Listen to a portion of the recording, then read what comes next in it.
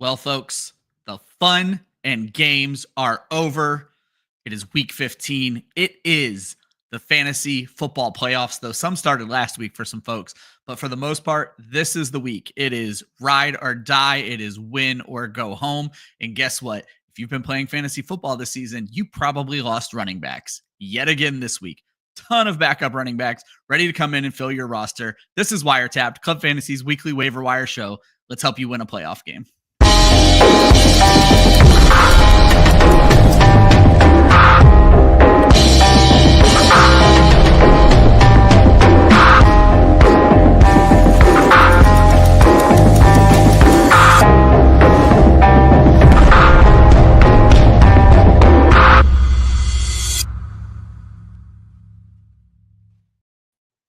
What is up? Welcome to WireTapped, Club Fantasy's weekly waiver wire show. I am your host, Ryan Weisse. With me, as always, Joshua Hudson. Josh, it's playoff day. The chat is already popping with all the playoff teams. So I know you have some playoff teams. I know you did really well in the dynasty leagues we play together this week. But I also know, Josh, we can double pour one out for both of our Scott Fishbowl teams who stunk up the place. Josh, we are both bottom 950 in Scott Fishbowl after all was said and done. Yeah. Ouch.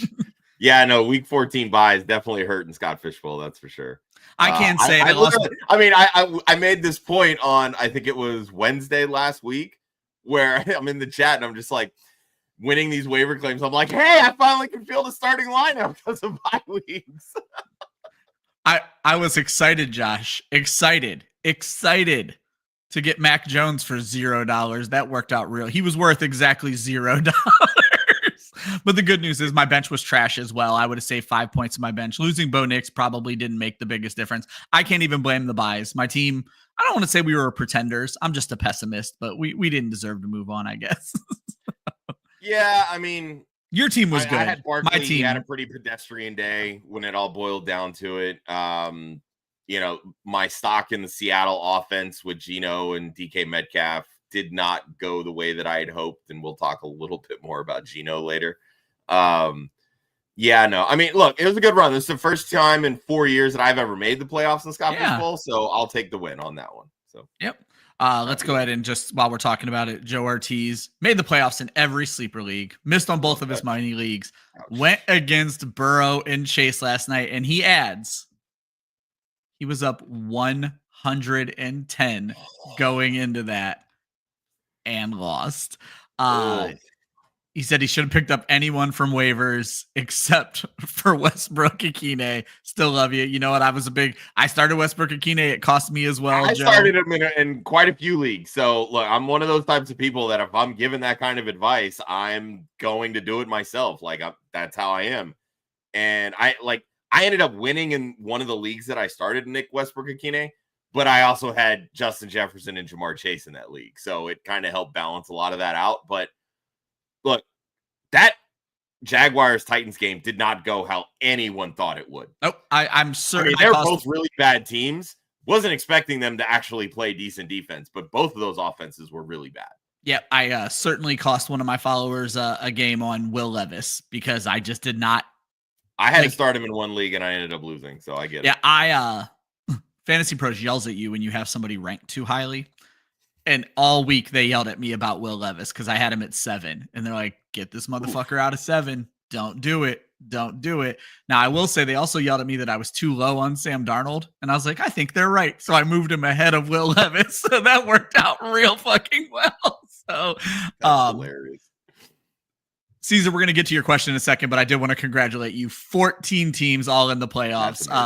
Our good friend Kira Wojciechowski did that a few years ago where every one of her teams made the playoffs. So Caesar, give us a second on the question. Let's run through this a little bit. But Josh, fantasy playoffs, I don't know. It's like a breath of fresh air. I was telling Marlia. So last night I sat down to write the waiver article, and towards this time of the year, the grind gets me a little bit. I sat down to write that article last night, Josh, and wrote it straight through. Didn't even need a break and was able to do the same thing with the show sheet. So literally the playoffs have reinvigorated me a little bit. I mean, that's how it happens, right?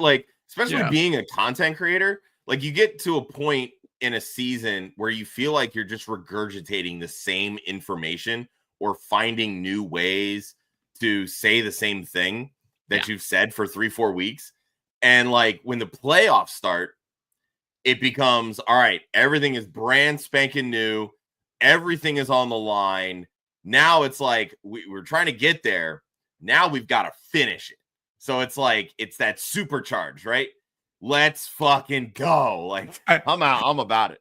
I got to throw Jay up on the screen, though. For those that don't know, and none of you would besides what you heard yesterday, I was terribly sick this weekend. Don't know if it was a 48-hour bug or if ate some bad food. I did not sleep this entire weekend, so I slept all day Sunday and Monday. So me and Josh were talking.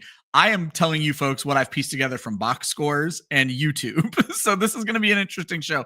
The waivers, I feel like you can pull that off. It's not so easy with the Monday show, which is why I skipped the Monday show. But Josh, let's get into my top 5 waiver ads. The article dropped on Club Fantasy FFL this morning. Top 5 with a bonus pick. And Josh, my top 5, when I was looking at it, I couldn't help but go running back heavy. I feel like this is an important time, and we saw some really interesting developments with running backs so far this week. So I was shocked to see Tank Bigsby was out there in 50% of leagues. Obviously injuries and bye weeks caused that, but Tank Bigsby is my number 1 pickup this week. And then we get into the 5th San Francisco running back. I say 5th. Elijah Mitchell didn't play, but 5th sounds better than 4th. I like it. So Patrick Taylor is the guy I'm targeting from San Francisco. Sincere McCormick from Las Vegas, I think, cemented his role this past week. Isaiah Davis is this week's Sincere McCormick out there for the Jets. Adam Thielen is doing the damn thing for Carolina. And then my bonus pickup is Jameis Winston. If you followed my article for any period of time, you know I don't normally talk about quarterbacks and tight ends because you can get them free tomorrow. Jameis Winston is throwing the ball at such an insane clip, Josh. I don't think we can leave him on waivers. But let's jump to Sincere McCormick. So Sincere McCormick, I was tepid after week 13 because I wasn't sure if the Raiders were going to hand the ball over to him. It looks like they're going to. Yeah, so this is the biggest piece of information that I want to share with this because I think it's easy to overlook when you're only looking at box scores and things of that nature. Tom Telesco is the GM of the Las Vegas Raiders. If you remember, he spent close to a decade with the Chargers. Yeah. What running back did he find out of obscurity? Austin Eckler. Austin Eckler did pretty well, right? Just give the guy an opportunity. He's going to show what he can do. Sincere McCormick over the last 3 weeks was Zamir White and Alexander Mattison sidelined. He's seen a 38.4% running back carry share, 54.5%, and 93.8%. So, yes, they leaned on Amir Abdullah pretty early and then said, let's see what this kid can do. The Raiders are out. They're fighting for a top 2 pick in the NFL draft right now. We know they're going to go get a quarterback. Everybody was saying Zamir White was going to come in. He was going to do the damn thing. He had a decent college career, decent profile coming into the NFL, and now had every opportunity to take over this running back room because Josh Jacobs went to Green Bay. Yep. And we talked about when the Raiders played Carolina. If Zamir White couldn't do it against Carolina, he wasn't going to do it. What happened? He hasn't done it. Now he's out. They have nothing holding them to Zamir White outside of the fact that he's on a 4th year of his 4-year rookie contract next year. We know what Alexander Mattison is. He's a Jag, plain and simple. Yep. This team is seeing what they have on this roster for 2025 and beyond. Yeah, 100%. Anytime you have these like late round, undrafted free agent type players, they're cheap. That allows you to save money when you're going into free agency. Right now, Sincere McCormick is playing his fucking ass off. He's playing for a job.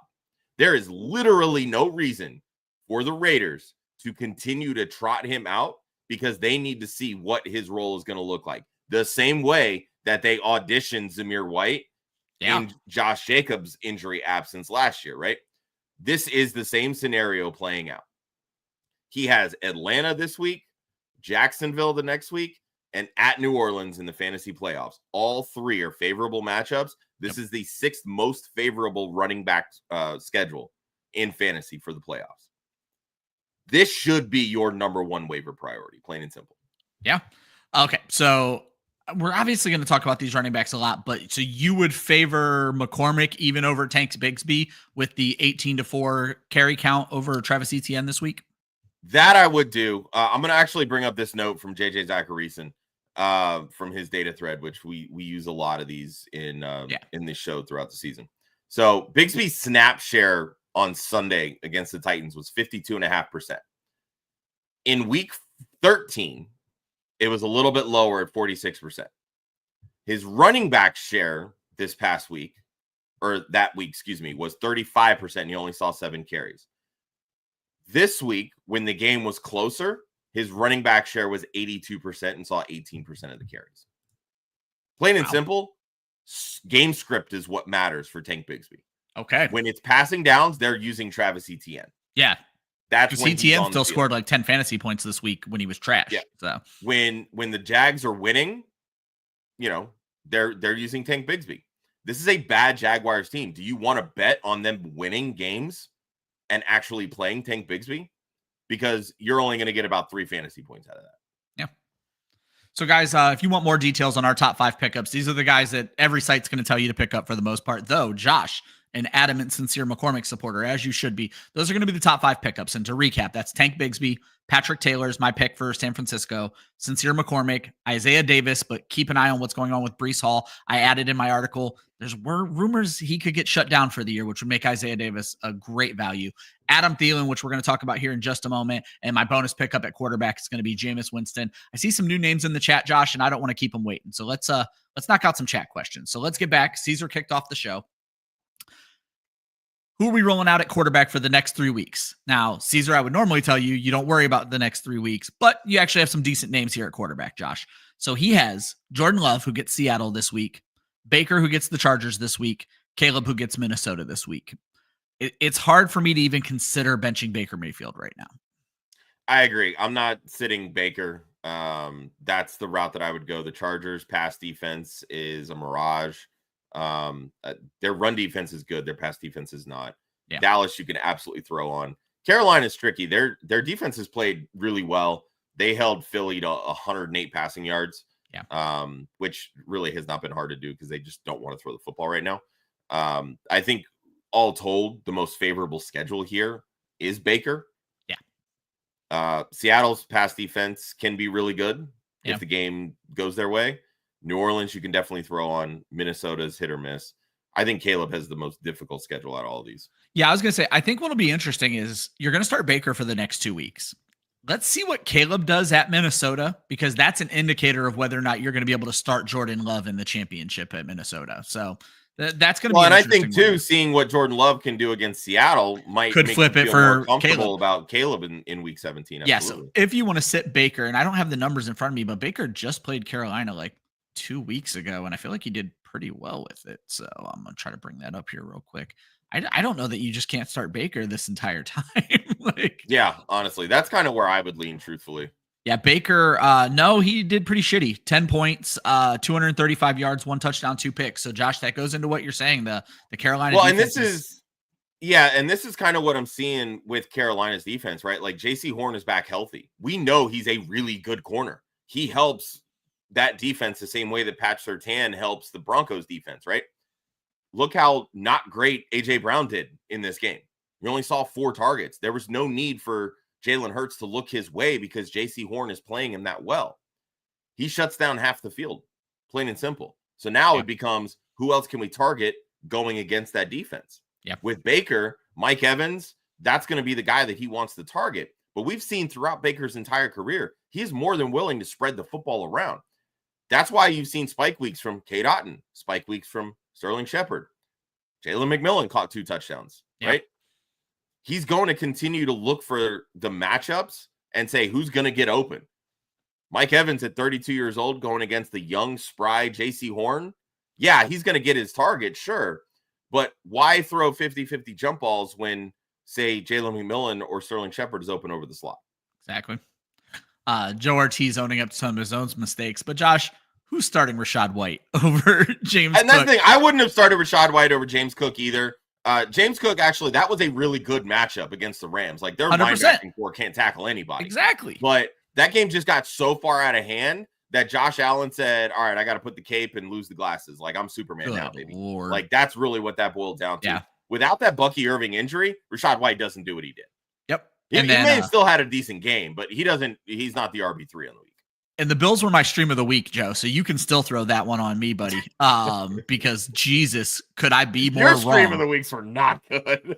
Hey, Pat Fryermuth found the end zone again. Fair enough. Shout out to Pat Fryermuth. No, Will Levis, Bills defense. I'm pretty sure my stream of the week may have scored negative points this week. So sorry about that. I'll be apologizing for that in my intro. Gator, 6 of 14 in the playoffs. 3 first-round buys. Not bad at all, my friend. I don't think – no, I do. I have 2 first-round buys, Josh. So, and you have 2 in leagues I'm in with you. So, again, Josh's Dynasty. I did really well in Dynasty this year. He did. He really did. The teams I needed to struggle in, I did. The teams that I needed to win in, I did. So I'm happy about that. Firefighter, apparently it's free-for-all or early waivers picked up Patrick Taylor already in case Garendo can't go. And Josh, I'm on board with this. Right now you're dealing with Keyshawn Vaughn, who has been on and off the San Francisco practice squad this entire offseason, and Izzy Abanaconda, who just joined their team 2 weeks ago. It seems like they're likely to lean on Taylor. Yeah, they'll lean on Taylor. He's the one that has been there, knows the offense. Izzy probably has the most juice, which we've seen. Like, that's why a lot of people liked him coming out of Pittsburgh, heading to the Jets. Things just didn't work out there. That the injury, obviously, early on. And then, of course, drafting the 2 running backs this past year with Davis and Braylon Allen. So, we'll see if Izzy gets a shot. I think his running style could fit really well in San Francisco. Yeah. But they'll lean on Taylor to start and just kind of go from there. All right. Jeff wants to know, are we starting Chuba, Rico Dowdle, Calvin Ridley, or okay, so it's 2 different things here. So Hubbard or Dowdle. Obviously, Josh, we have turned our eyes to be respectful of Rico Dowdle, but pour one out for young Jonathan Brooks, who is going to miss the rest of the season again. So Chuba Hubbard once again has that backfield to himself, Josh. Yeah, it's Hubbard pretty easily for me, and then it's Sutton really easily for me as well. The way that Bo Nix is firing the football, the way that Cortland Sutton is absolutely dominating the target share with the Broncos wide receivers. I love the target share with Ridley, but right now I want the piece of the better offense, and that's the Broncos. So give me Sutton and Hubbard. On board with that. I think Jeff has asked us this question 800 times, and I'm not mad at you, Jeff, because this is a question that needs asking every week. Josh K. Dotton or TJ Hawkinson? I want to look at the matchups this week because I haven't really dove too much into that. Dotton is at the Chargers, and Hawkinson is versus Chicago. I'd probably go Hawkinson on Monday night. Chargers typically cover tight ends pretty well. Yeah. Derwin James has done that pretty well throughout his career. So I think that's where I would lean this week. Yeah, I was just checking my rankings. Hawkinson has a low baseline, but I have moved him up ahead of K. Dotton. So I agree. They're coin tosses. I have them 1 spot apart, but I would go ahead and go Hawkinson this week just because it is a tough defense. Jason Williams, a new name, I believe. Hold the Arizona defense for week 15 or add Denver, Kansas City, Atlanta, or Washington. It's Denver as quickly as possible. Yeah, I was going to say they actually have a good defense. Yeah, they have the 2nd or 3rd best fantasy defense, and they have the Indianapolis Colts. They are actually my number 1 fantasy defense this week. If they are out there, go get Denver. Arizona's not a bad play. They've played better as of late, and they get New England. So you have to look at them as a top 12, top 10 option. But Denver is a top 1 option. You got to go get Denver in this week. Agreed. Kansas City's interesting against Cleveland too, because Jameis going Jameis. So, would we start Purdy or Herbert as their 2nd quarterback? Now, Herbert went out with an injury, but played. He did come back. Yeah. Yeah, he did come back. Honestly, I like the matchup for both these guys this week. Purdy plays the Rams, which you can clearly throw on. Yeah, and that's Thursday night. Thursday nights are always fun. And then Herbert plays the Bucks, who they can't stop a nosebleed. Yeah. I'm going to lean Purdy. It's Thursday night. It's a division matchup. Shoulder injury seems to be fine. I don't know if Trent Williams is going to be back. I thought it would matter this week. It definitely did not. But the way that Juwan Jennings is playing and commanding targets for a healthy Brock Purdy, I'm going to take both those guys. I'm going to take Purdy and Juwan Jennings, truthfully. Go with the NFC West stack there. Yeah. Yeah, I'm fine with that. If Herbert were 100% healthy, I would go Herbert. but there's a good chance that against Tampa Bay, they just choose to run the ball and see where it goes out. Yeah, and that's the thing. And with the state of the San Francisco running back room, I think they need to rely more on Purdy anyway, and I think that's going to set him up for a 300-plus yard passing day. There you go. Rasta wants to know how we feel about Pacheco heading into the playoffs, Josh. The usage is certainly coming around. Yeah, it was always going to be a slow uptick coming back from a pretty gruesome injury. I'm trying to see what the schedule is for the KC. Let's see. Let's see. KC's got Cleveland, Houston, Pittsburgh. I mean, those are all pretty decent run defenses. I definitely don't love that. The usage is going to be there. Kareem Hunt is dust, it appears now. So yeah, teams still have to respect Patrick Mahomes, even if he's struggled this season. But I think he's more of like a mid RB2. I was gonna say, if you look possibly like a low RB2. end one, just kind of depending on injuries and all that good stuff. So yeah. Josh Firefighter putting us on the spot. Do we start a red hot Jared Goff or Lamar Jackson? I don't think you can cut or bench Lamar Jackson in any circumstance. Yeah, don't get cute with this. You are starting Lamar Jackson unless somehow his ankles got cut off. Like you're not. Yeah. I don't care how hot Jared Goff is. He's never going to approach Lamar levels of awesome. I don't know if Baker is breaking news here or have they announced him to be It is breaking starter? News, yeah. Not that he's a starter. Not that he's a starter. But Ben DiNucci did sign with the Saints this morning. Yes. I'll be interested to see how they handle Rattler and Haener because it's so interesting that they started Rattler when they had the chance. But for a backup role, they seem to lean Haener. And I don't understand the thought Well, process keep in mind, too, that. now it's a different coaching staff. You've got Darren Rizzi that's a good as point. the interim head coach because they fired Dennis Allen, who initially made the Rattler call. Yeah. And that's kind of the same thing that we'll talk about with Kendre Miller a little bit later, too. That is a great point. Rasta also let us know 14 out of 18 in the playoffs, and they had a 14-0 team. I did not have an undefeated team in any of my leagues, Josh. You and I almost had one, but the young man, Hutchinson Brown, fucked that up this week. Funny. Yeah, I actually, and I've told this story a little bit before. So in one of my work leagues, one of the girls that was in the league, she ended up going to New York for her mom's birthday and missed the draft. And she asked me to draft the team for her. I went through and drafted this team. I've made 0 start-sit decisions, though. 14-0 regular season. Wow. And I know people in the league are just like, she wouldn't have that if you didn't draft. I'm like, I've made no start-sit decisions. If I were running this team, it would have had at least 4 losses. I promise you. I would have overthought some decision. That's awesome. She's made awesome decisions. So hats off to Paulie. I love it. Yeah, that's awesome. All right. Moving on, guys. A couple more questions. We'll get to them in just a moment. Before we talk about who you should pick up in week 15, let's talk about why we like some of these guys. And this is what did we learn in week 14.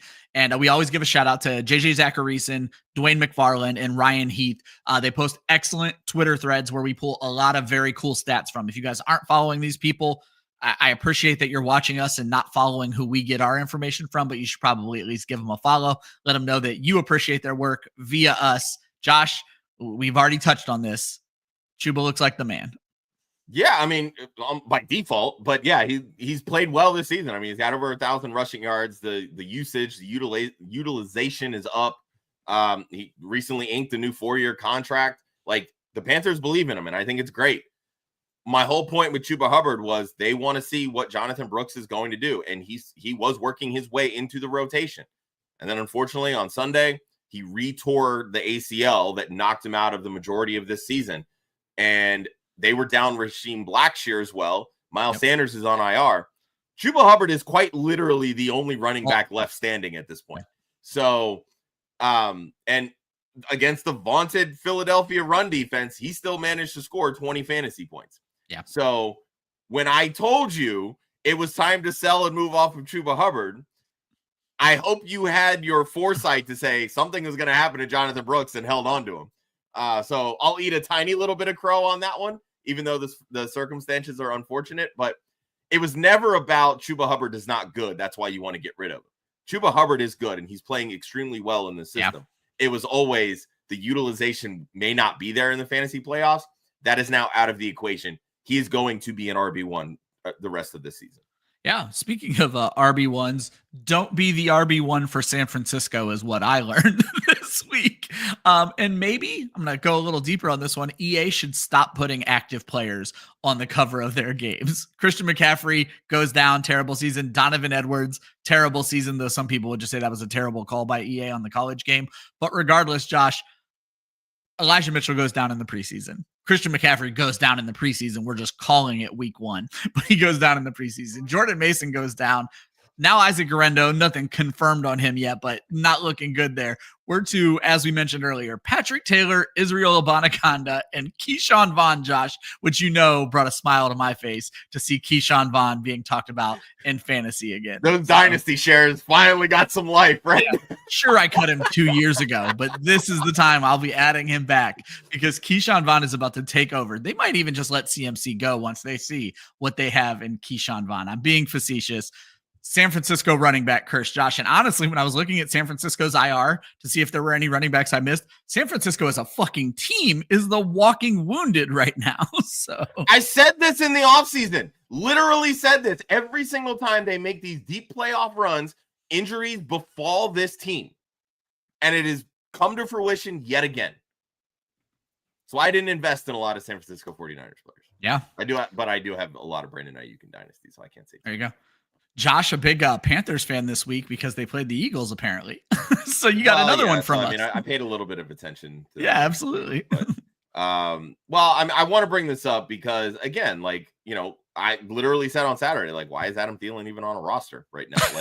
You don't want anything to do with this Panthers passing attack, right? And then here comes fucking Bryce Young turning into Joe Montana and slinging it and keeping this team competitive and taking some of the best teams in the league to the brink. They're fighting and they're playing for their coach. They're playing for, new horizons in 2025. And Adam Thielen at 34 years old apparently is the Phoenix Rising and just showing everybody that he's the ageless wonder. His last 2 games, he has a 21.7% and a 32.4% target share. Wow. He scored over 19 fantasy points in both and has combined for 21 targets. This is the type of volume that we saw from Adam Thielen last season in Bryce Young's rookie year. The young wide receivers, Xavier Legette, Jalen Coker, they haven't yet taken off in this offense. They're still learning the ways of the NFL. So what is Bryce Young doing? He's relying on old reliable Adam Thielen. Yep. And if he can do it against Philly, the number 1 pass defense in the NFL, do it against you should trust him against anyone else. And Carolina has the 13th most favorable schedule for wide receivers in fantasy. He plays Dallas and Arizona the next 2 weeks at home in Carolina, and then goes to Tampa Bay, which we've already talked about. Their secondary sucks. Yeah. He is a wide receiver 2 right now in fantasy, straight up. Yeah. So if you have him, start him. There's no reason not to. Yeah, Josh won up in my article. I called him a wide receiver 3 or flex option. Josh likes him better than that. Guys, we do some with the amount of wide receiver injuries. Why not? Well, that's true too. I see all the questions in the chat. We do not miss a question. We just try to do them in between segments, guys. So just hang with us for a few more minutes here. We're going to knock it out as we talk about what we learned in week 14. Josh, I don't think I'm surprising anybody, but I found some interesting things on this that I wanted to talk about. So Josh Allen is him, plain and simple. End of discussion. The best quarterback performance of the season, more on that in a second, but the best quarterback performance by 10 fantasy points. And number 2, Josh, was Taysom Hill's miracle week. Number 3 was your boy Jalen Hurts with 36 points.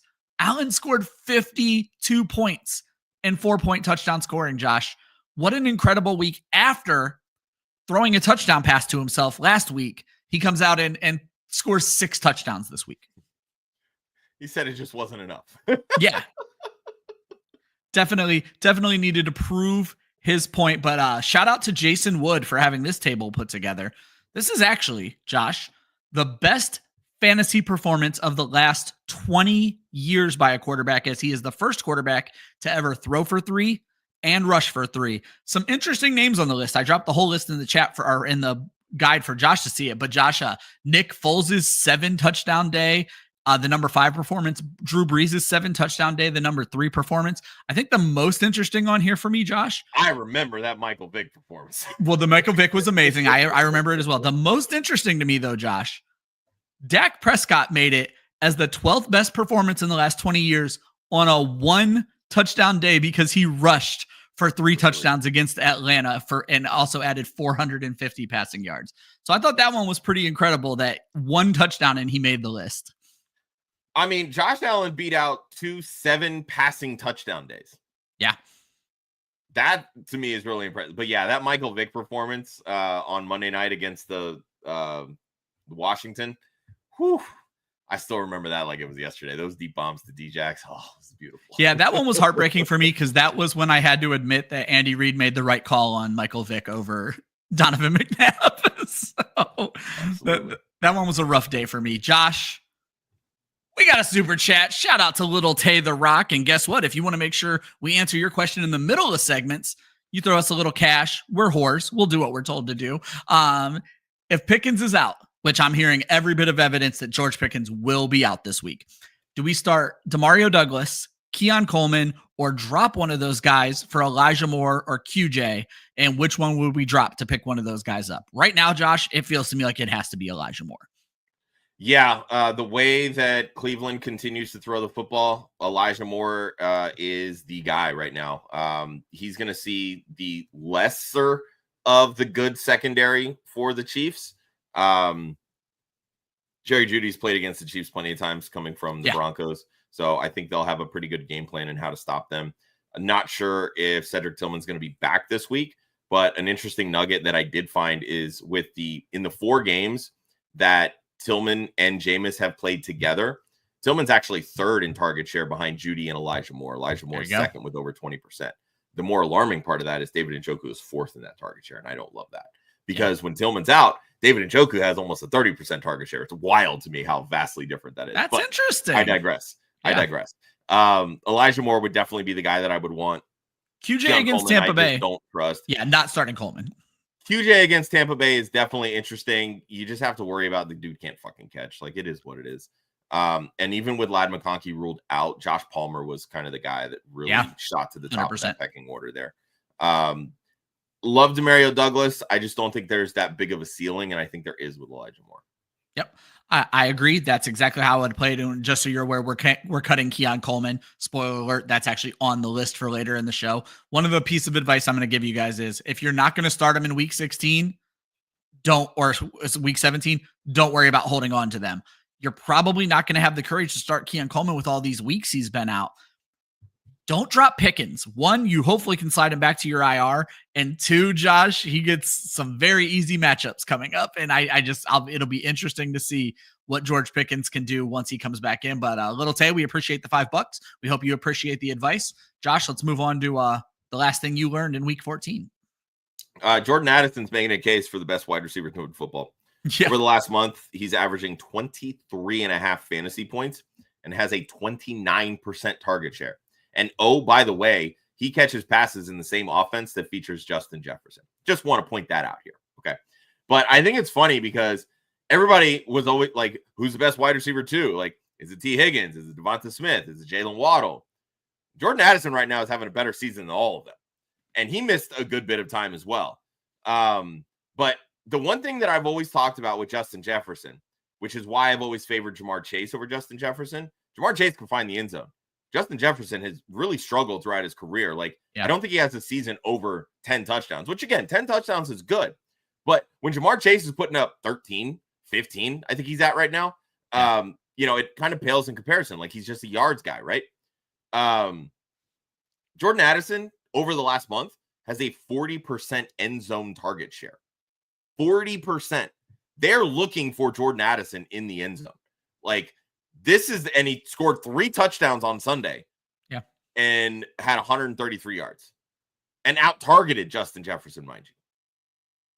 We need to be paying attention to Jordan Addison. And if you are in a dynasty league, I would be going out and trying to acquire as much Jordan Addison as I possibly could. Caesar, on top of why I missed yesterday's show with sickness and not wanting to admit that my streams of the week were trash, Jalen Waddle is not mentioned in the drop list. Congratulations, you got your way. Don't drop Jalen Waddle. That's the nicest thing I can say about Jalen Waddle right now. The tides are finally shifting, but yeah, we'll touch on that later. Yeah, again. Josh, I'll have to go along with your Minnesota Vikings point. Sam Darnold is very clearly playing for a 2025 job, and I think he deserves one.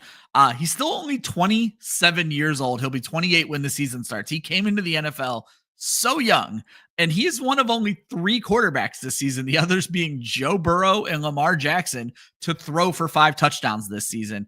And he also has a 4-touchdown game back in week 3. Sam Darnold can sling the ball, and if he ends up in the right offense, Josh, he's not damn bad for fantasy. Yeah, my biggest issue with Darnold coming out, and I'll disagree with Joe because Joe Zolo, our co-host, is very adamant about USC quarterbacks sucking. My biggest issue with Darnold wasn't where he went to school. It was he's coming out as a redshirt sophomore. Yeah. Redshirt sophomores, they don't know the game. They're still learning. And the way that teams operate at the quarterback position, if you don't grasp it like that, you're done. They'll move on within 3 years, and then they're right especially back in New York. Draft. Especially in New York, right? Now Darnold's been paired with somebody that actually knows how to coach the quarterback position. We've seen what Kevin O'Connell has done. Like, if you don't think that he's a quarterback whisperer, fixing Sam Darnold should shoot him to the top of the list. Let's be real here. Right. What I do worry about when it comes to Sam Darnold, if he doesn't re-sign in Minnesota, where the fuck are we going to get the same Sam Darnold? Because some other coach isn't going to be able to coach him this way. Let's be real here. So, I mean, I think he goes back to the Jets. That's not happening. But, like, you know, is he only going to be good if it's in a system that is an extension of the Shanahan tree that Kevin O'Connell runs, the McVay Shanahan tree, whatever it is? Like, there's going to be some level of that. Minnesota should look to re-sign him, even though they spent the first-round pick on J.J. McCarthy, because you never know how he's going to come back from that knee injury. See, you know, you have it with Sam Darnold, keep riding it. If you need to, you know, waste the first-round pick, quote-unquote, so be it. It is what it is. Your team's better off for it because they found the diamond in the rough. So I am curious to see how Sam Darnold, this saga shakes out after 2024. I do find it interesting that the Jets and arguably the Panthers would both have been better off if they had Sam Darnold on their team right now, and they do not. Well, so, and you know what? Carolina is an interesting spot because, again, we've seen what Dave Canales has been able to do shaping quarterbacks, and he's clearly helped right the ship with Bryce Young. But the way that it's been writing, I think that they want to stick it out with Bryce Young and just continue to build the team around him. Yep. Josh, the chat is popping. We got a bunch of people with playoff rosters. So let's knock out these questions. Joe Ortiz says he's grabbing Devon Vele if he can for the playoffs. I don't think it's a bad pickup at all. He actually didn't make my list, but that's because he was on bye last week, so there were things that kept him from making my list. But I don't think that's a bad pickup at all as a wide receiver 3 flex option. Agreed. Jeff Rogers says he picked up the Ravens D and dropped the Steelers D because of the schedule. Thoughts, and thanks for answering the question. Oh, you're very welcome. And I think the Ravens D, Josh, against the Giants is the easiest pickup of the week, even with the Steelers being a great defense. You play defense as a weekly game, and there's no better week 14 matchup than the Ravens. Matchup wise, they're still not my number 1 defense, but matchup wise, they are. I want to know who your number 1 defense is. Denver. They're not. Denver against Anthony Richardson. So yeah, fair enough. Yep. But like I said, I think that's a great pickup. You didn't do anything wrong there. Dan, hey guys, thanks for all the advice. You're welcome. Locked in for the playoffs. Congratulations. Has Otten looking for a backup. Should he go Hunter Henry, Noah Gray, Juwan Johnson, or Freiermuth? My first piece of advice, Dan, is don't get a backup tight end. But if you have the roster spot and you feel like blowing one from this group, Josh, I'm going to take Freiermuth with Pickens being hurt. So that's definitely in the equation. Hunter Henry to me is seeing the most target share here. That's fair. I think I would trust that, but again, it's hard to deny what Freiermuth has done without George Pickens. He's clearly the go-to option there, and he's scoring touchdowns 2 in the last 2 weeks. So, yep. You know, I think one of those 2 is fine. If you prefer the volume, go Henry. If you like the touchdown upside, go Pat Freiermuth. Or better yet, go with a running back. Don't sign a backup tight end. Or that, yeah. Who the hell is Ben DiNucci? I don't even know if you're serious. But come on, Caesar. I say Ben DiNucci. Not watch Dallas. I was just going to say during that run in Dallas. So that's where Ben DiNucci took over the hearts and minds, Josh. This is going to kind of come up in the running back section, Josh. So Joe mentioned he dropped Abanaconda for Kendry Miller. I'm actually going to save that one for later. I just didn't want to let him know we're not ignoring him.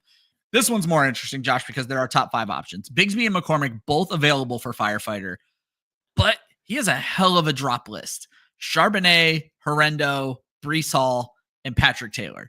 Josh, my initial instinct to this, and I'll let you react, is I think I would move on from the San Francisco running back and grab both of these guys if it were available to me. I'm fine dropping Taylor to get McCormick. I would prefer to hang on to Garendo, simply because he's the better of those two San Francisco until we guys. hear the news, and that's the problem, is you have to decide now. So 100%, yeah. I'm fine dropping Taylor. Like, I'm not going to drop Garendo. Definitely not going to drop Breece Hall. The thing with Bigsby, and I mentioned it earlier, it's all about game script, and I'm not expecting the Jaguars to be winning very many of these last 3-4 games. So I'm going to take the guy that I know is seeing work regardless of what the game script is, and that's McCormick. So give me McCormick over the RB5 basically in San Francisco. I think that's a great call.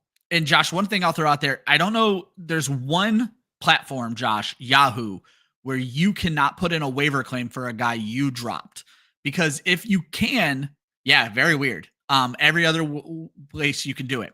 If this is on Sleeper or anywhere normal, you can then put in a claim for Taylor after all the other things have run, after you see what happens with Garendo and Breece Hall. So 100%. Except for Yahoo. Very strange. That's one that's always been weird with me with them. Austin, how you doing, buddy? Do we add Tua and drop Herbert? He also has Henry, Bijan, Tyrone Tracy, and Chase Brown, so he could drop Sharps. You're not dropping Sharps. Do not drop Sharps. Josh, so this really comes down to Tua with a pretty decent matchup against Houston this week. Herbert with a great matchup against Tampa Bay. What are you thinking here?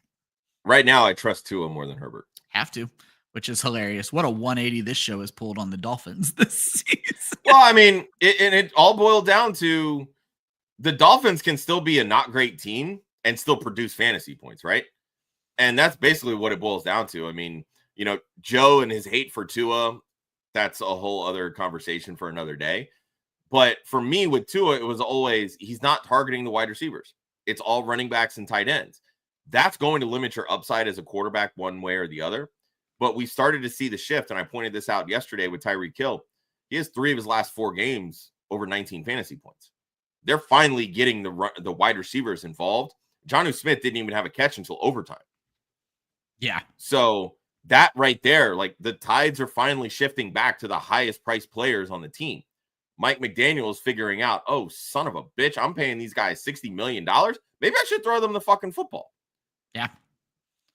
Tyler Speary coming in with a super chat, $1.99. We appreciate you, Tyler. Unfortunately, you wasted $2 because there is no news on Kenneth Walker in the last 14 hours. What I will tell you, Tyler, is we're on again tomorrow night and again on Thursday and Friday. We're going to get this answered for you. I'll pay attention. We know you donated, so you're going to get some credit here.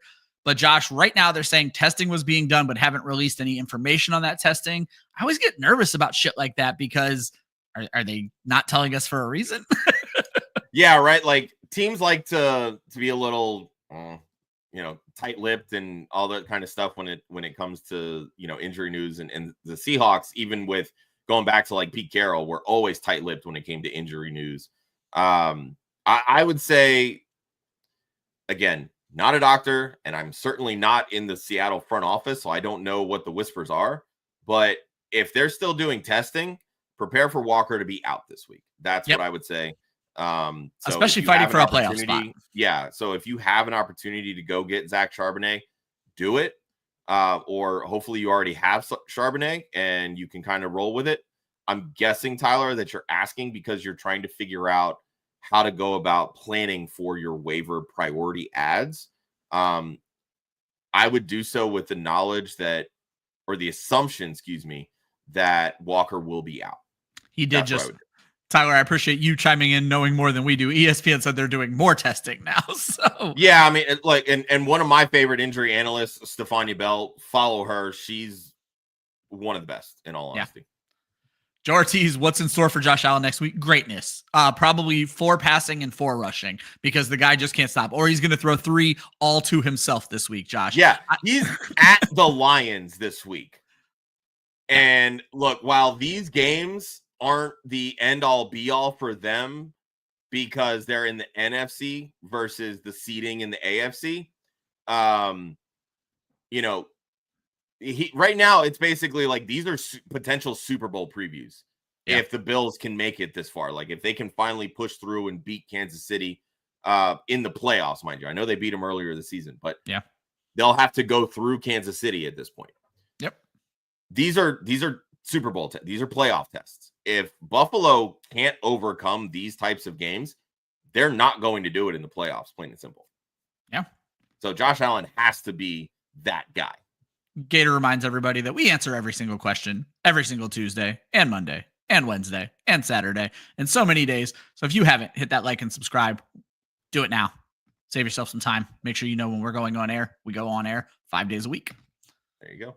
Lonely Stoner wants us to rank his playoff team. Jalen Hurts, Chase Brown, Jamar Chase, Terry McLaurin, Brian Robinson Jr., Tucker Kraft, and then Kamani Vidal in the flex spot right now, Josh. And you have some nice things to say about Vidal later, so that could work out a little bit better for him. But just looking at this starting lineup, if the Bengals keep rolling, it's a great fucking starting lineup. So yeah, I mean, Jamar Chase is that fucking dude. Jalen Hurts, even without the passing volume, is doing just fine. I mean, he had 3 total touchdowns this past week. I think it was the QB 3 or 4 on the week. Chase Brown has been fantastic. Terry McLaurin's been great. Brian Robinson, short touchdowns are there. Tucker Kraft has been a top 6 tight end. I like it. Yeah. Steven George went up against Darnold, but was able to make that swap Sincere for Sharbs. Not that Sincere had a terrible week, but Sharbs had a great fucking week. So he did. You love to see that pick up there. Marky over on Twitch. Should we pick up Rachaad White, BTJ, or Jordan Addison over Downs and Pittman? Josh, I'm willing to cut Downs and Pittman. I'll take the 2 wide receivers. I still don't 100% trust Rachaad White, but yeah, you can very much cut bait on your Indianapolis Colts wide receivers. Go get Jordan Addison. Absolutely go get Brian Thomas Jr.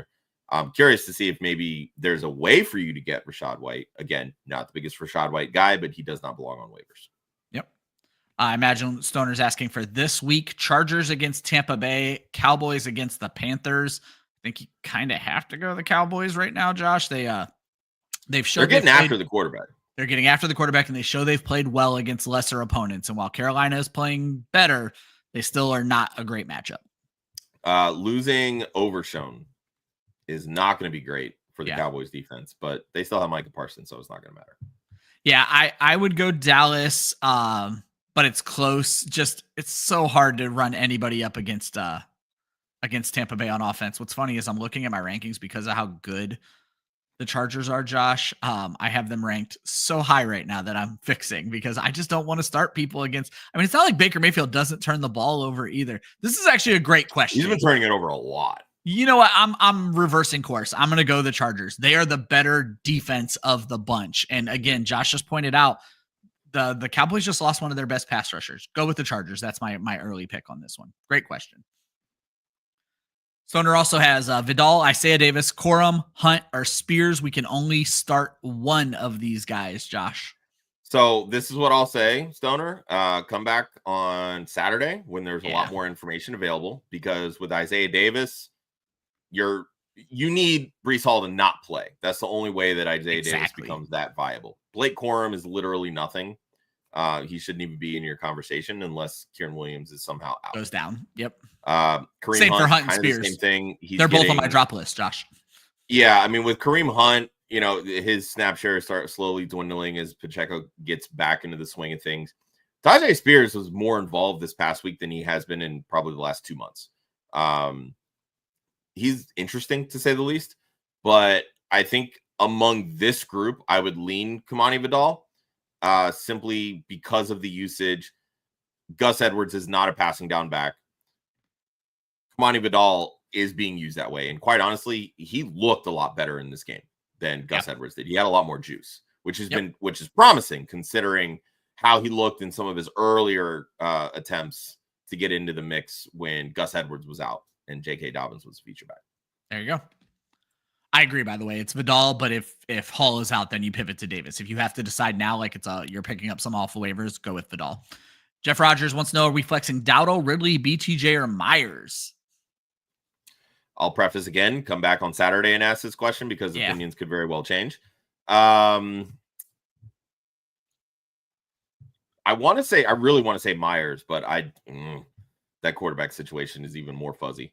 BTJ against the Jets, Ridley against the Bengals, and Dowdle plays Carolina. Oof. Probably going Dowdle.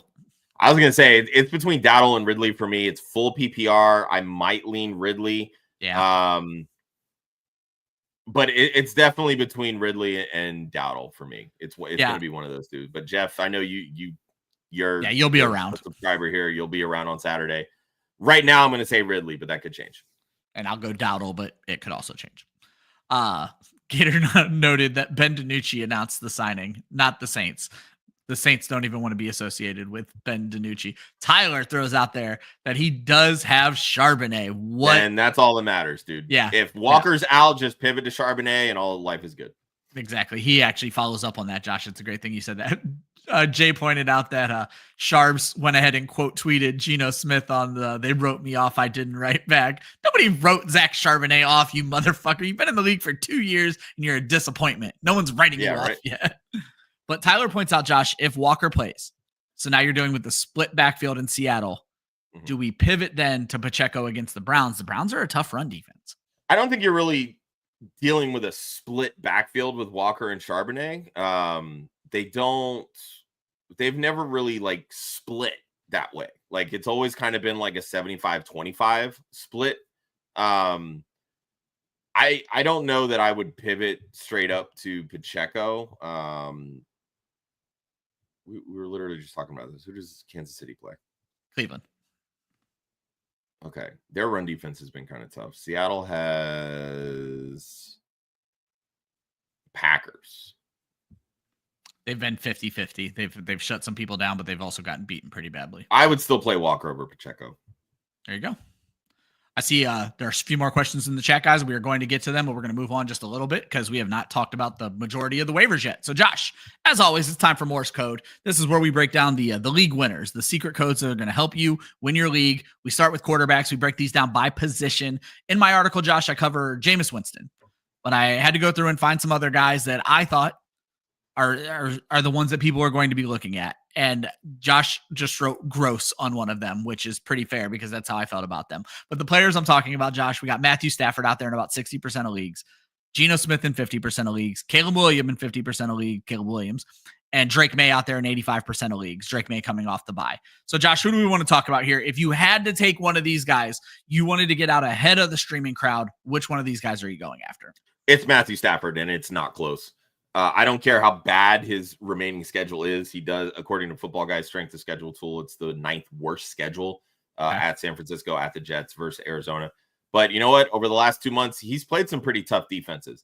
In 6 of those 7 games, he has 2 or more passing touchdowns. And those or more are 4 passing touchdown games. In 6 of his last 7 games, he's also thrown for more than 243 passing yards. He's basically a lock for 250 and 2 touchdowns. Which is not a bad floor, baby. And that's the floor that you are looking for if you can grab a quarterback off of the waiver wire. Plain and simple. When this offense is healthy, and that's Puka Nacua, Cooper Kupp, Kieran Williams, when those 3 pieces are there, and mind you, the offensive line is healthy now too. Yeah. That is making a huge difference for Matthew Stafford considering the first 6 weeks of the season. Matthew Stafford should be starting in your fantasy lineup. Yeah, I think the thing is when you look at these other guys, Josh, the names that are going to be out there in most leagues, Geno Smith has been on just a tremendous downfall. Caleb Williams is viable in like garbage time, but he had 134 yards this week. He's just not trustworthy. And Drake May is still Drake May, and the Patriots are still the Patriots. When you look at the weapons available to Matt Stafford, don't just think about that you're starting Matt Stafford. You're starting Puka Nacua and Cooper Kupp. Congratulations. Yeah, it's you getting a piece of that, plain and simple. Yeah. And that's ultimately what you want. I mean, Geno Smith, look, I mentioned earlier in the show, I had very high hopes for him in the Seattle offense. He's barely averaging 1 touchdown pass per game. Yeah. And I know this because I have so much DK Metcalf, and it has done next to nothing for me in all my leagues, which is just awful. With Caleb Williams, like you said, 134 yards this past week. My biggest thing with Caleb Williams and really this Bears offense this week and going forward, like once they fired Matt Eberflus and they promoted Thomas Brown to the interim head coach position, that was going to pull away all of the momentum that he started to gain as, taking over this offense from the since fired Shane Waldron. That was a big issue, obviously, this week. The target shares for the wide receivers were definitely up, so that's a good thing. Like Caleb Williams is still throwing, which is great, but Caleb has been hit or miss as a passer. There are some weeks where it's like I'm connecting on everything, and then some weeks where he can't hit the broadside of a barn standing 3 feet. Let's be clear. Some weeks it's some halves where he connects on everything. It's very much a Jekyll and Hyde scenario with Caleb Williams. It's a weird offense. Guys, that's the quarterback segment. It's a fast segment, so I'm going to do questions after running backs here because we're going to have plenty to talk about with running backs. Keep the questions coming in. We will not have an unanswered question. Josh, it was a Running Back Central article. Tank Bigsby, Sincere McCormick, Patrick Taylor, Isaiah Davis are covered in the article at clubfantasyffl.com. The other names out there, Josh, are super interesting. Jaleel McLaughlin looked like the best running back in Denver. He's out there in 85% of leagues. Amir Abdullah is still involved in Vegas, 80% of leagues. Kendry Miller rises from the dead, 95% of leagues. Izzy Abanaconda, we already talked about, 99%. Sean Tucker, we didn't talk about. If Bucky Irvin's out, 99% of leagues. Keyshawn Vaughn, now in San Francisco, not Tampa Bay, 99% of leagues. Jerome Ford, 70% of leagues. Justice Hill coming off of a bye, 80% of leagues. Ty Johnson, 99% of leagues. Kamani Vidal, I think, is out there in like 66% of leagues. So, Josh, get us started here. You have a couple of names mentioned. Who do you want to talk about amongst these running backs? I'm going to talk about Kendry Miller. But we know the story with Dennis Allen, just putting him in the doghouse, not being like literally calling him out in press conferences.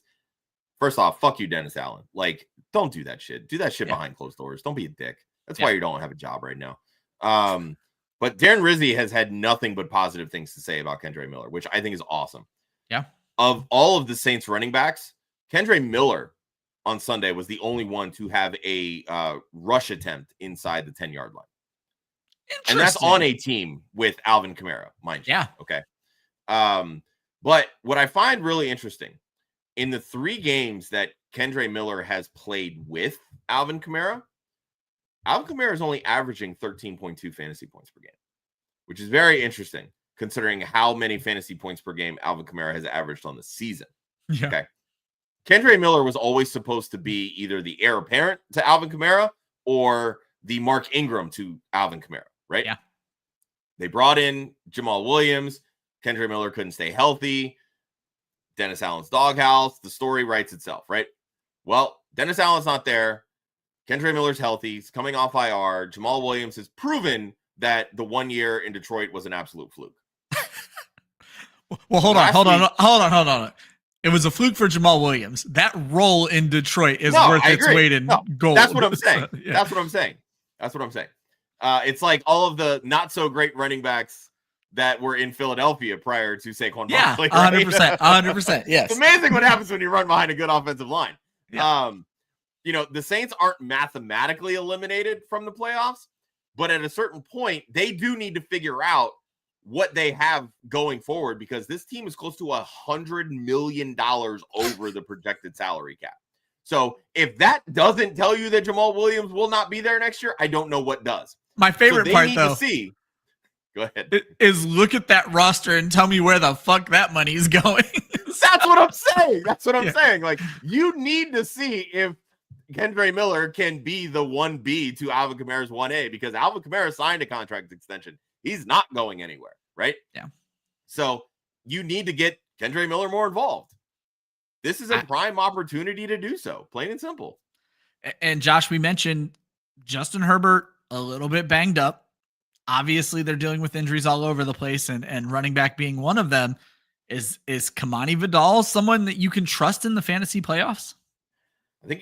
I don't know that you can trust him, but he needs to be on your radar. Okay. Ladd McConkey was ruled out.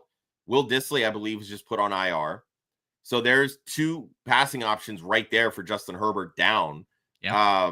Kamani Vidal led the Chargers backfield in snap share.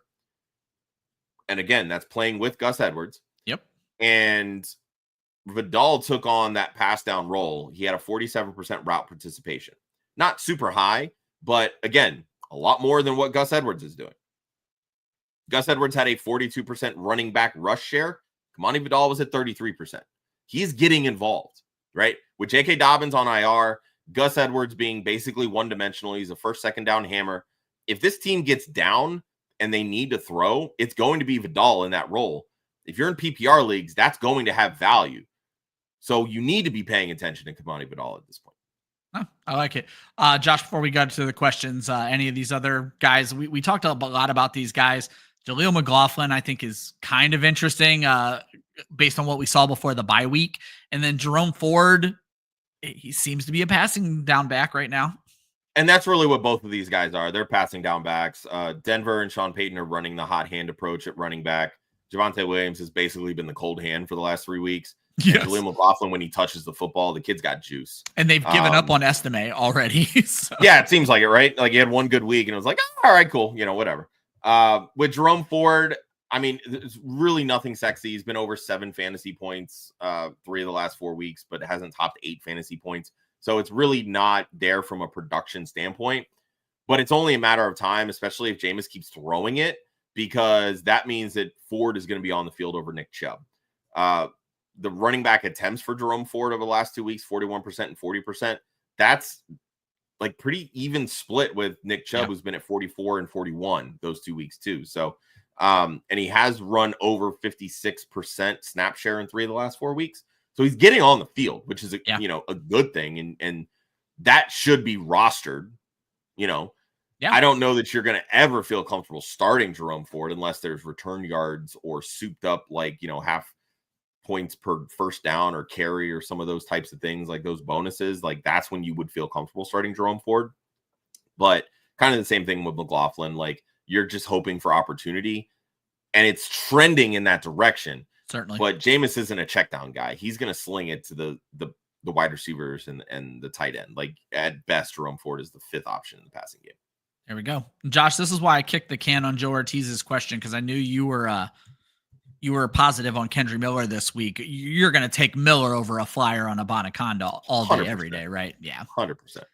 Yeah, I was going to say, so Joe, if you missed Josh just not even 3 minutes ago, he was breaking down Kendry Miller for you. Check that part out. Marky over on Twitch, Josh, does Brian Thomas Jr. going to start over James Conner and Devontae Adams? I have such trouble with James Conner, Josh, because it looked like they were going to get Benson involved, and then I think he got 0 points this week. Like they definitely did not care about Benson. If he got anything, he didn't do a whole lot.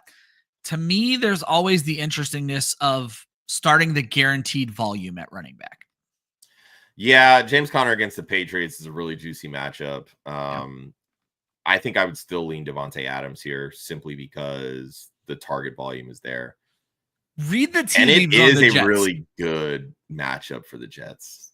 It is, but read the tea leaves on the Jets, because when I started hearing these Breece Hall getting shut down rumors, you don't just shut down Breece Hall. Like, so I read the tea leaves on this team. And I mean, that's fine. You can shut down Breece Hall. You're not going to shut down a 32-year-old non-injured wide receiver. But do you shut down a quarterback who you maybe don't even want on the team, and then all of a sudden you're dealing with trash? There's a lot to be worried about. But here's the thing. It's not going to happen this week. You're right. Yeah. It's a good matchup against Miami. I am going to lean the 2 guys you have starting. I'm not starting Brian Thomas Jr. out of this group today. So, yeah, I mean, I like the matchup there. Like Sauce Gardner really hasn't been anything special.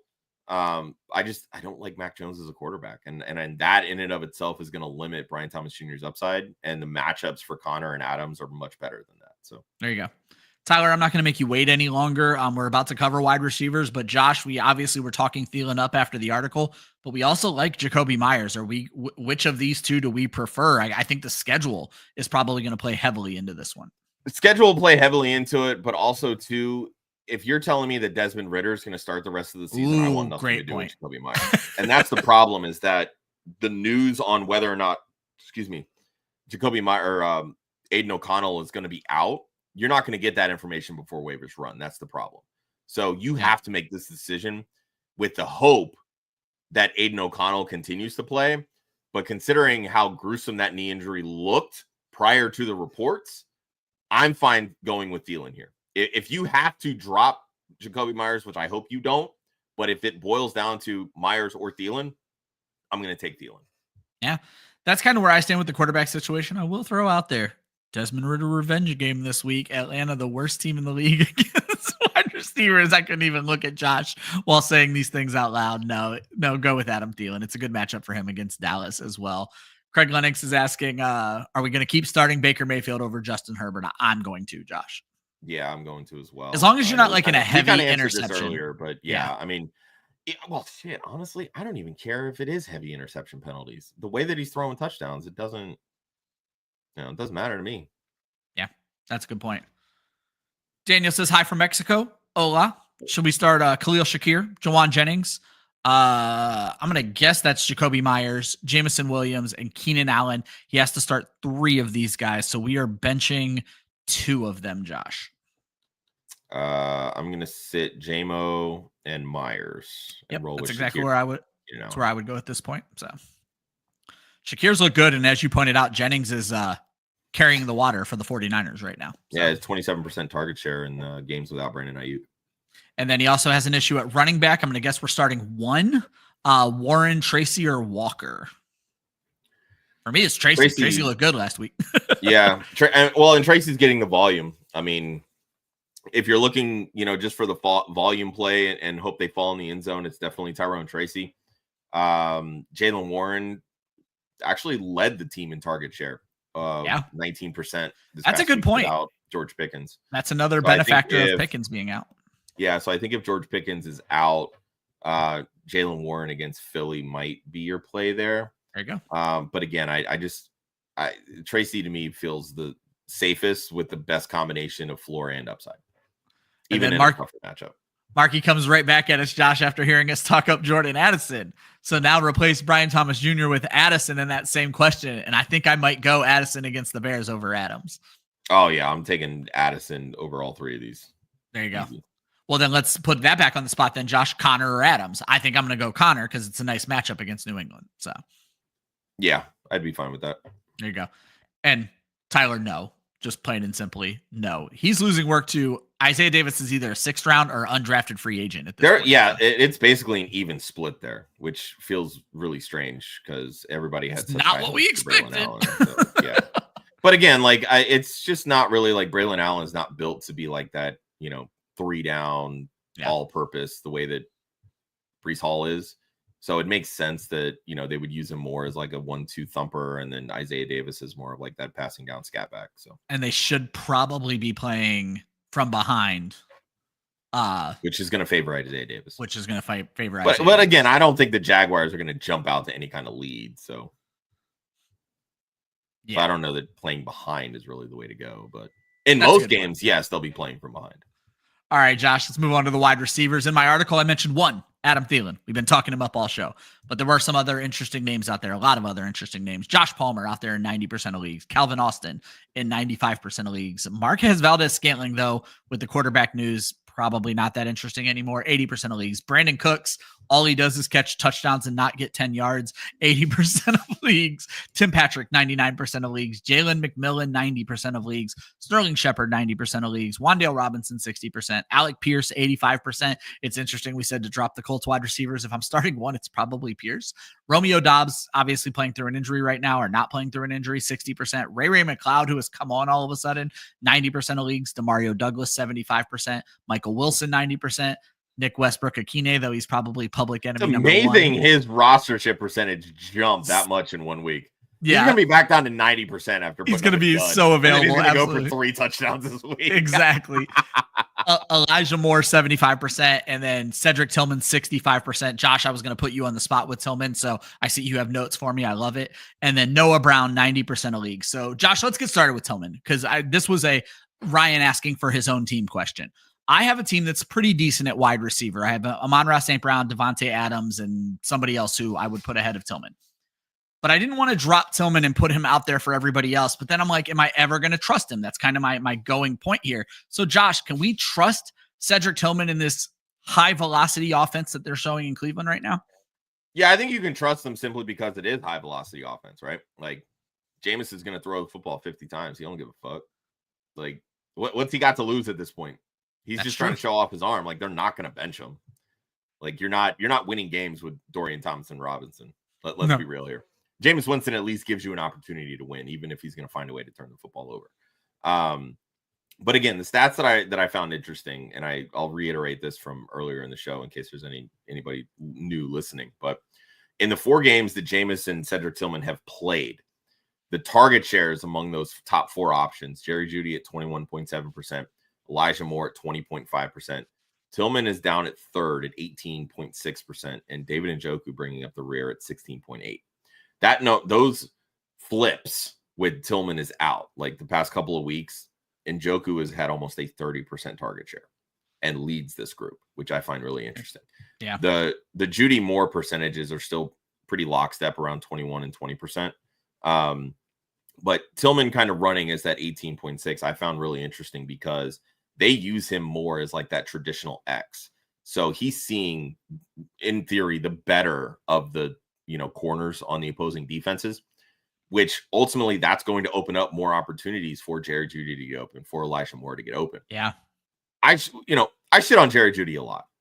Yes, you do. It's mostly because he's got alligator arms. He only catches about 50% of his passes. But he's always been a really good route runner. He knows how to get open. He can separate from defenders. That's never been his problem. Jameis is the type of quarterback that's going to throw a wide receiver open. Yeah. And that benefits Jerry Jeudy because he's already lockstep ready to gain those yards after the catch. So that, again, that's going to benefit Jerry Jeudy. And that's why you see the target share numbers as high as they are when all is said and done. But Jerry Jeudy's not going to see these 30% target share games, the 26, the 32s, all those types of things that ultimately make or break a wide receiver there, right? For the upside purposes. Tillman's kind of in that same realm. All you're doing right now is you're considering Tillman as nothing more than a flex option. Like, exactly. Those first couple of games, it was like, oh, we've got a true X here. He's taking the Amari Cooper role. That's a 27% target share. Like, it's there. It's come back down to earth a lot. Very much so. And that was before the injury. Yep. Josh, I'm going to cue you up for Jalen McMillan, but before I do so, I'm just going to get Rasta up on the screen. Baker wants Evans to hit that 1,000-yard mark. He's expecting a bounce back this week. Yeah, we all do, exactly. And then Rasta throwing in there, hey, make sure you hit that like and subscribe. We very much appreciate it. But Josh, you kind of bring up Jalen McMillan. Look, he had a good week. 2 touchdowns, great. 27% target share, great. But we've said this, and I've said this repeatedly, and there's literally history behind this. Go all the way back to his Oklahoma days. Baker Mayfield does not key in on just one player. That's why we were never hyped about Odell Beckham going to Cleveland. He didn't key in on Odell Beckham the way that Eli Manning did, right? That's why that basically started the downfall of OBJ's, career, basically, outside of the injuries. Baker finds the open receiver. If Jalen McMillan can get open, perfect. He'll throw him the football. But you can't conceivably trust Jalen McMillan to go out there and win you a week, because the moment you start him, he's going to get 3 fantasy points. Yeah. Plain and simple. He is the definition of a boomer bust player. Yep. And you kind of mentioned the same thing about Michael Wilson, that, he scored a touchdown this week. Not the volume's not there, but someone the volume is there, Josh. Surprisingly, not someone who I'd be thinking I'd be talking about heading into the fantasy playoffs, is Ray McCloud. Is there something there with this Atlanta special teamser? 100% there's something there. I talked about this in the offseason when I was doing my projections. Atlanta moving from, this Arthur Smith offense to the Zach Robinson extension of the Sean McVay tree. They were going to run more 11 personnel. Yeah. That's why I like Darnell Mooney this year. And he's proven that, hey, he's going to get more involved. Well, guess who the number 3 wide receiver is there? It's Ray McCloud. They are running more 11 personnel. Over the last month of the season, the last 4 games, Ray McCloud has a 19% target share. That has coincided with the downtick in Kyle Pitts, who's 100%. At a 12% target share. Yeah. Okay. Yes, he returns kicks. So if your fantasy league gets, if your fantasy league gets points for return yards and all that good stuff, that's an added bonus for Ray McCloud. Like, I'm actually starting him in our Leap of Faith Dynasty League because we get points for return yards, and he's been a great flex option for me. It's there. I'll take it. And I'm doing that when I have Drake London in the starting lineup. Interesting. Yeah. For those wondering, we do have a dynasty league named after the great Faith Enos, who started Women of Fantasy Football with Josh Hudson over here. So yes, the Leap of Faith Dynasty. Josh, I think that's going to wrap us up at wide receivers. Let's go ahead and finish up some of these questions here. Tyler comes back to, so would we, he doesn't have to, Myers is already on his roster. Would we hold on to Myers over Braylon Allen? And my only question to add to this, Josh, for Tyler would be, is there any chance you're starting either one of these guys? And Myers is obviously in a question this week, so he feels more startable. While he's asking about Braylon Allen has not been one of his should I start guys. To me, that says Braylon Allen is droppable. So I agree. I don't really have any context to add to that. I agree. There you go. And I'm going to let Tyler jump the line since he did a super chat earlier. At tight end, K-Dot and Dalton Kincaid, Juwan Johnson. This is very simply K-Dot, and for me, I cannot trust Dalton Kincaid right now. Yeah, you definitely can't trust Dalton Kincaid. Honestly, I don't really trust Juwan Johnson. We had a couple start-sit questions on Saturday about Juwan Johnson, and I was like, you know what? Every time I get hyped about Juwan Johnson, I saw that part of the show. He bombs. He fucking bombs. And then, of course, go figure, he catches a touchdown this week. So I'm like, you know what? I'm over it. So it's never Juwan Johnson for me. It's always K-Dot. There we go. Marky's following along over on Twitch. We have to pick two to add. Josh, Adam Thielen, Jordan Addison, Brian Thomas Jr., Zach Charbonnet, Tyrone Tracy, Rashad White, Jill. Is this a fucking guillotine league? Right. Why are all these people on waivers right now, Josh? If we're only adding two, for me, it's Addison and Charbonnet. I think Charbonnet is likely to lead Seattle for the rest of the season, and Addison has looked great, but my goodness, what a run of waiver players. A lot of options here. There's definitely a lot of options. I actually think I would prioritize Tyrone Tracy over Zach Charbonnet. Ooh, and you know I wanted to say that. Yeah. And again, the only reason is because if Ken Walker comes back, Zach Charbonnet is nothing. Like, Tyrone Tracy is the guy. Like, they've proven that. So I think I would go Tracy and Addison. Here's what I'll throw out to you, Marky. Look at it this way, and this is going to take a lot of analysis. And if you want to come back to us on Saturday, or well, I guess it's you're looking to add. Right? Yeah, but it's who he's looking to add this week. Who are you looking to play this week, but also who can you keep away from one of your opponents? If you have a wide receiver needy opponent, you might be better off going Addison and Brian Thomas Jr. to make sure that your opponent doesn't get those guys, as long as you're not in running back trouble. In the playoffs, you got to play dirty, plain and simple. Oh, yeah.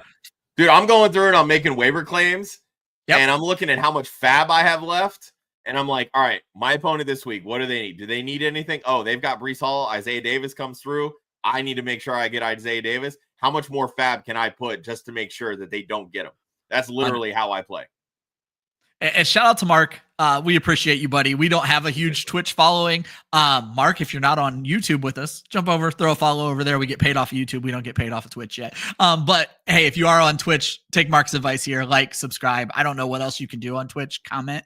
Do whatever the fuck you're supposed to. Yeah, I say, okay. Shows we how actually old we can monetize quicker on Twitch. You can do that, I think, once you hit 100 subs. I think what we need to do, 1,000. Twitch is all about like video games too. So maybe we need to get over there, and maybe I need to like start streaming my college football. I've literally had conversations with Joe Zolo about this. About Madden. And he's like, yeah, I can do it. And then never fucking does anything. So I'm like, all right, you know what? Maybe Ryan, maybe you need to start streaming on there. I play a racing or some shit. I play a racing game religiously called the Crew Motorfest. If you just need me to start streaming it, stream and ask fantasy questions. I think that's a great thing to do. I could actually do that. I could answer fantasy while I play it. Okay. Me and Josh about this. If you guys could like team up for like a Twitch stream or something, there's opportunity there. All right, there you go, Mark. Just by asking a question, you now have us thinking ideas that we were not thinking of. Steven, I see your question. We're going to get to it in a second. Let's knock out tight ends defense. Josh, tight ends. The most interesting one to me is a guy most people don't know who he is. Austin didn't know how to pronounce his name 2 weeks ago. Grant Calcaterra is out there in 99% of leagues for your Philadelphia Eagles. Pat Freiermuth out there in 50%. Juwan Johnson, 85%.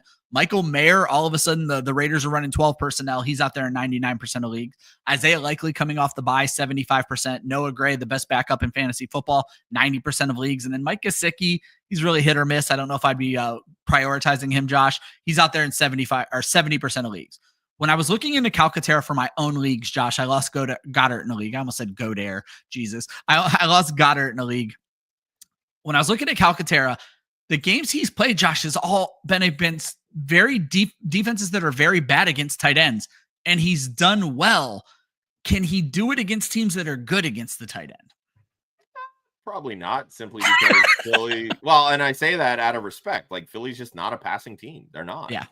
And with Dallas Goedert out, Calcaterra is still at best the third option, maybe even fourth if you're factoring in, Saquon Barkley and his pass catching prowess. But yeah, the pecking order is still AJ Brown, Devonta Smith.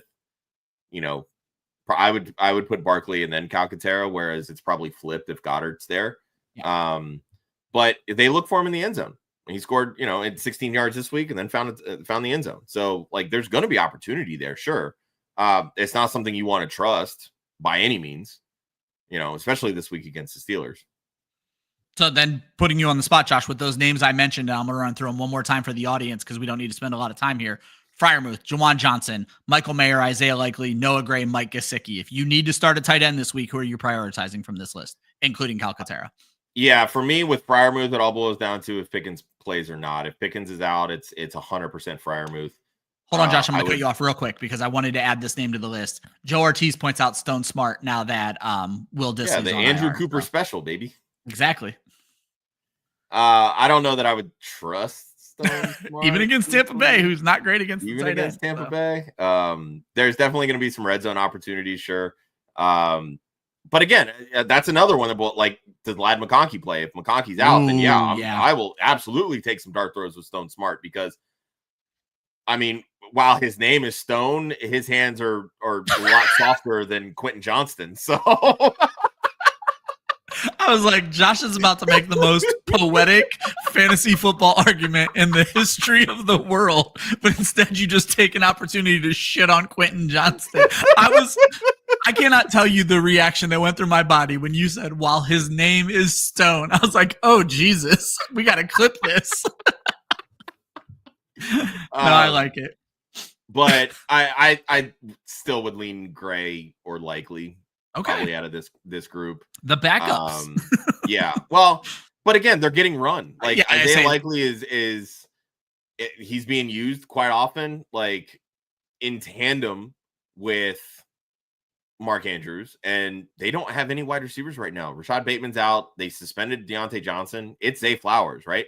Yeah. Those are your top three guys. It's Flowers, Andrews, Likely, plain and simple. And Lamar is throwing the football. So exactly. I'm with it.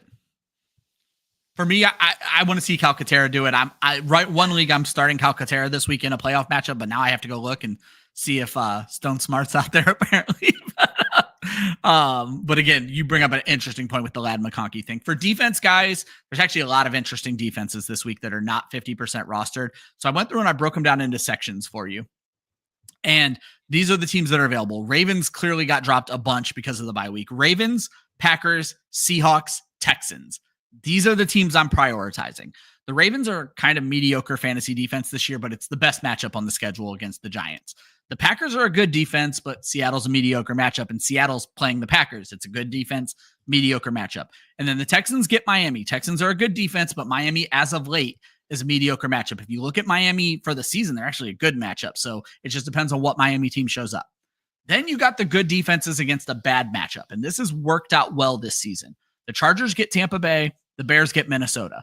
These are not great matchups, but these are good defenses. These would be my next step. And then now is where it gets interesting. You get mediocre defenses in good matchups. You get the Jets taking on Jacksonville, the Cowboys taking on Carolina, and the Commanders coming out of their bye taking on the Saints. The Commanders are better now than they were to start the season. They would probably move up into the next tier for me.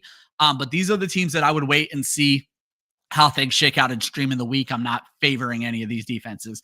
And then you have bad defenses and great matchups. You got the Bengals taking on Tennessee and the Falcons taking on the Raiders. Again, these are desperation plays on Sunday. Everything didn't go your way. So that's how I see the defenses shaking out. Josh, the question in the chat actually deals with this, so I'm going to jump on to Mayday. These are the guys that we're telling you no longer need a roster spot. You spent the fab. You held on to them too long. It's okay. And I start this off with something Josh has actually been saying for 3 weeks now. If you're not going to play them with your season on the line, cut them. Don't worry about asking us. We're going to answer you. But if you know you're not going to play them, get rid of them. Don't beat yourself up about it. But Josh, the names that jumped out to me are Kareem Hunt, 77% rostered, Javonte Williams, 74% rostered. Tyjae Spears, 44% rostered. Tyler Lockett, who is dust, 54% rostered. Keon Coleman, who can't get on the field, 50% rostered. And then just because I wanted to pour salt in your wound, Deontay Johnson, 42% rostered. So Josh, before I ask you if you agree or disagree with any of those, Steven wants to know going into the playoffs, which of this group should he hold? And when I look at this group, Josh, and based on the great information you've given in this show, it's pretty clearly Nick Westbrook Akine to me. He's asking if he should drop Keon Coleman, Jalen McMillan, Ferguson, or Westbrook. He can only hold on to one, I'm assuming. I would drop Coleman.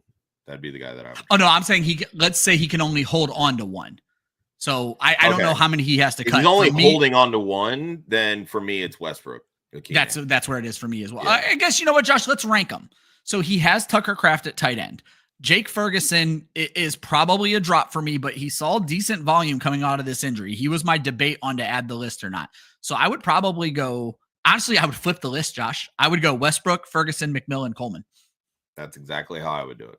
So that's how we prioritize them there, Steven. So good luck with that. Good luck with your cuts. I don't think we have any more questions, Josh. So let's move on to the last segment of the show. What are we watching for in week 15? Fantasy playoffs are here. Josh, I'm going to read out my scenarios. You tell me if you find any of them interesting, anything you want to talk about. Can Sam Darnold keep it going against a good Chicago defense? I like to see what happens when good offenses faces good defense. They've been okay. They haven't not been great since they fired Eberflus. It's actually a good point. It's the Robert Saleh effect. I was just going to say it's the Jet syndrome. That's a great point. Okay. Eagles versus Steelers. Josh gives me everything. It's two good quarterbacks facing two good defenses. I'm just looking forward to this game. Did the bye week fix CJ Stroud? He has Miami. Josh Allen versus the Lions. That's literally all I wrote. If you need to know why we want to watch Josh Allen versus the Lions, why are you watching this show? It's the game everybody cares about this week. Can the Rams take control of the NFC West, Josh, against a floundering San Francisco team? This kind of already got answered for me. Can Alvin Kamara carry the Saints as the only member of their offense? But as you pointed out, even Kamara is not that great when Kendry Miller plays against Washington.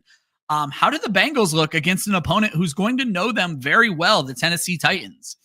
Did the bye week help or hurt Bo Nix? Obviously, he was red hot, was not great against Cleveland. Bye week kind of came at the perfect time. Now he gets the Colts, who can be beat up on. Can the Falcons just use the Raiders as a get-right game? Because they certainly haven't looked right in a few weeks. Are the Raiders going to be what it takes to fix them? Do we finally get to see a great defense performance out of Baltimore, something we haven't really seen this season when they get the Giants? And Josh, the one I found the most interesting, we know we want to see that Lions game. I know I want to see that Eagles game. But can Bryce Young do it against a hot and cold Dallas defense? He didn't look terrible against your Eagles. I want to see what he can do against this Dallas defense, Josh. I'm actually kind of excited to see that too, because the Panthers have played some really good teams, very tough. The Cowboys are not a tough matchup. Watch this be the week that they get over that hump and actually beat Dallas. We were talking in our anxiety chat, Gator and I, late last night. I knew you were already passed out, but yeah. Micah Parsons looks so frustrated. Yep. He looks so frustrated and so ready to go. I say Josh has plans for Micah Parsons. I'm telling you, he wants to come to Philly. That's home for him. Plus, we're a much better run organization. Let's be honest. Yeah. But yeah, I'm really curious to see, because again, like we've talked about, Dallas has a really good pass rush, and it's going to test Bryce Young and his ability to get rid of the ball quickly. Steve-O asked if he's having audio issues. This actually happened. I do a small podcast for one of my league mates, and it happened for them recently too. And interestingly, it was just my mic, and it was just for the league mate. It wasn't happening on anybody else's feed. So I don't know what causes that, but Caesar said audio is fine, Steve-O. So hopefully that gets fixed for you. Josh, let's answer these last couple questions and get out of here. I got lasagna waiting. I got work waiting. Yeah, there you go. Quick waiver question. Pick up Penix Jr. or nah because of Kirk Cousins. This goes to my question about who we're cutting, Josh. You're not starting Michael Penix in the fantasy playoffs. No, you're definitely not. The only reason to pick up Penix Jr. is if it's a dynasty league. If somehow dynasty for whatever reason. But look, I get Kirk Cousins pissing you off, but Kirk Cousins shouldn't be rostered anyway. So yeah, especially if Falcons look bad right now, Millie. Plain and simple. Yeah. Mark C. Don't think I've seen the name before. Welcome. TJ Hawkinson or Mark Andrews? We mentioned we liked Hawkinson earlier, Josh. I think it's even more so over Mark Andrews. I much prefer Mark Andrews. Against the Giants. Never mind. I forgot the matchup. Never mind. I mean, don't get me wrong. I think Derrick Henry is going to have 250 rushing yards this week. But yeah. I like Mark Andrews here. This could be a 40-point slaughter of the Ravens. So I forgot the matchup. All I've been talking about this whole show is the matchup. It's the matchup. Yeah. Play Mark Andrews. If you don't have an IR spot, I almost put Dobbins on my list, Josh. You're not going to play him in the championship if he's able to come back. You can 100% cut J.K. Dobbins. So I think you can as well, yeah. And then Joe points out they're getting tattoos. He's going to get 1.9 because that's what Nick Westbrook-Akine scored for him this week. Yes, memorialize that. Millie says he missed the playoffs, second seed in the playoffs, the bye week by 6 points. That's rough. That hurts. Millie, if you followed Club Fantasy for any period of time, you know one of our writers, Chris Molina, and I, we battled for 6th place in 3 different dynasties this week, and I got him in 2 of 3. The funny thing is we played each other in one of them last week, and he beat me. So it was a playoff match before the playoff match. It was some fun on how Dynasty went down. Guys, what a show. I hope all your waivers go great. I hope the playoffs go great. We will be live again tonight, correct, Josh, for the Dynasty show? Yes. Okay, so Dynasty Trade Show tonight at 9? Mm-hmm. I don't have my notes anymore. Dynasty Trade Show tonight at 9 is the next time you're going to see Club Fantasy. If you want to see me and Josh again, that's going to be tomorrow night at 9 for No Punt Intended. We also have DFS shows coming up later in the week. And again, if you have any start-sit questions, Saturday is going to be the best day to get those answered from 11 a.m. Eastern to 12.